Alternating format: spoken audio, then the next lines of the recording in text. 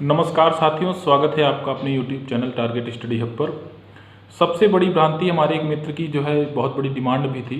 एक मित्र यानी ये कह सकते हैं बहुत ही पुराने सब्सक्राइबर हैं। उसी प्रकार से काफ़ी लोगों के मन में जो भ्रांति पली पड़ी है कि जो वीडियो का री एग्जाम है होगा नहीं होगा, सरकार बदलती है तो क्या होगा, सरकार अगर यही रहती है तो परीक्षा कब होगी, सबसे बड़े प्रश्न है। और कुछ ही एक प्रश्न के कारण आपकी तैयारी बाधित होती है।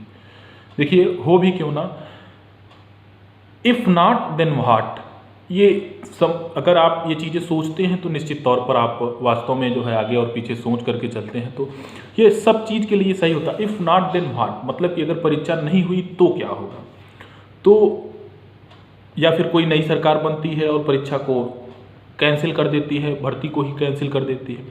इन्हीं मुद्दों पर मैं आपसे चर्चा करूंगा, एक एक करके चर्चा करूंगा। वीडियो छोटी भी है लेकिन आप एक एक करके बिना भगाए वीडियो को और बिना ही स्किप किए हुए जब आप चीज़ों को सुनोगे तो निश्चित तौर पर आपको पूरी की पूरी चीज़ें एकदम क्लियर कट समझ में भी आएंगी और आप एक अपने जो है दूसरे लेवल पर पहुंच पाओगे कि सच्चाई क्या है और झूठ क्या है।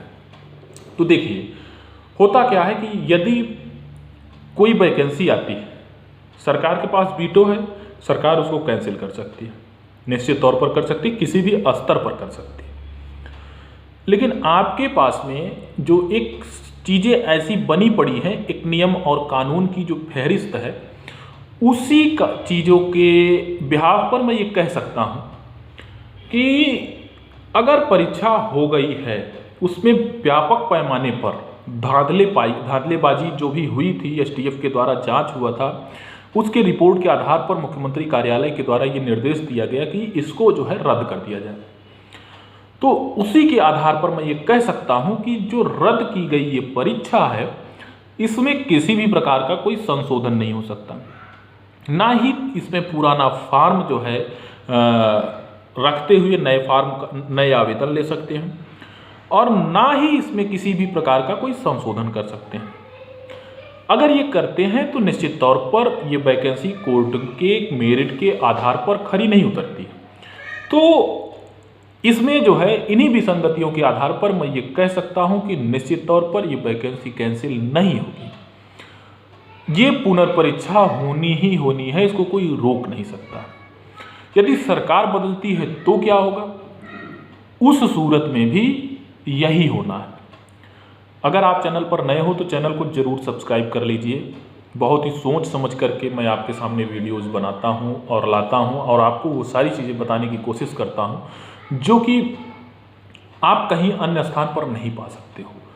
तो इसलिए जो भी व्यक्ति इसके अभ्यर्थी हैं, ये मान करके चलें कि ये चीज़ें आपको दोबारा ये अवसर नहीं मिल सकता है। ऐसे अभ्यर्थी जिनके जो पेट में मार्क्स कम है, लेखपाल की परीक्षा से वो बाहर हैं, ऐसे अभ्यर्थी जो गणित में कमज़ोर छात्र रहे हैं, वो अभ्यर्थी अपने इस भर्ती में वो उच्चतम मानक को पा सकते हैं जो कहीं और नहीं पा सकते हैं। और निश्चित तौर पर दोनों नौकरियां बहुत ही अच्छी हैं, चाहे वो वीडियो हो चाहे वो लेखपाल हो।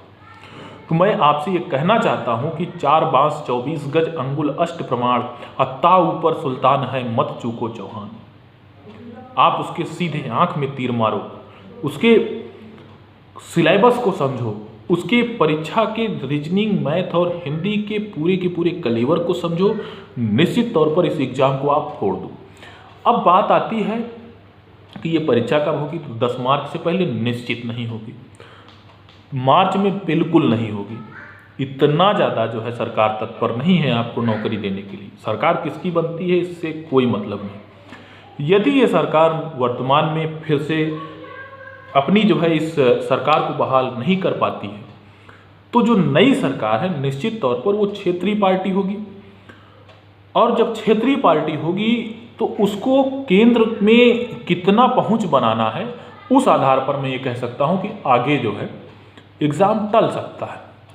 यानी कि हो सकता है 2022 में हो ही ना, हो सकता है 2023 में परीक्षा, तब जब नई सरकार का गठन होगा। मैं ये कह नहीं सकता हूँ कि सरकार के कौन सी सरकार का गठन होगा, मैं ये इतना कह सकता हूं कि आपकी परीक्षा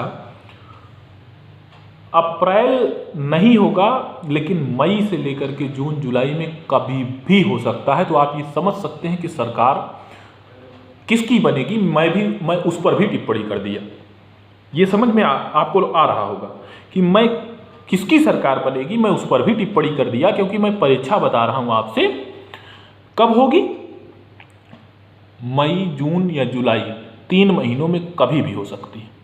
इसलिए मैं ये भी बता रहा हूं आपको साथ के साथ कि सरकार किसकी बनेगी।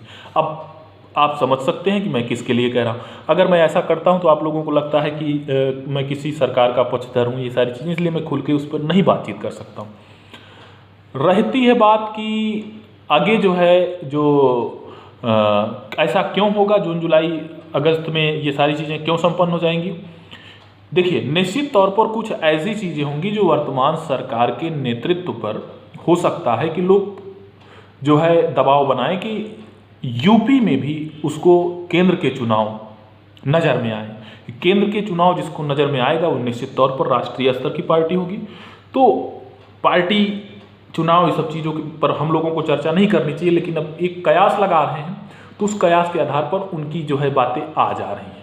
तो इसलिए मैं, अब भाई व्यक्तिगत जो है स्वतंत्रता का भी तो अधिकार है, तो निश्चित तौर पर हम उसको प्रयोग कर ही सकते हैं। तो इसलिए मैं ये कह सकता हूँ कि आपकी जो परीक्षा है निश्चित तौर पर मई जून जुलाई में संपन्न हो जाएगी और आप लोगों को ज्वाइनिंग लेटर भी जल्द से जल्द मिलेगा। इसलिए निश्चित है कि आप जो है अपने समय को सदुपयोग करेंगे, बिल्कुल इधर उधर जो है नहीं सोचेंगे परीक्षा होगी नहीं होगी, नहीं हुआ तो क्या होगा। ये सारी चीज़ों से आप ऊपर उठिए और आप सारी चीज़ों को आप समझिए। ये सारी चीज़ें हैं। बहुत बहुत धन्यवाद आपको। अगर आप चैनल पर नए हो तो चैनल को जरूर सब्सक्राइब करिए, दोस्तों में अवश्य शेयर करिए। मैं अगली वीडियो यूपीएसआई से संबंधित बनाऊंगा, लेखपाल पर भी बनाऊंगा। तो ये सारी चीज़ें हैं, आप उसको सुनिएगा। अगर आप उससे संबंधित अभ्यर्थी हैं तो बहुत बहुत धन्यवाद।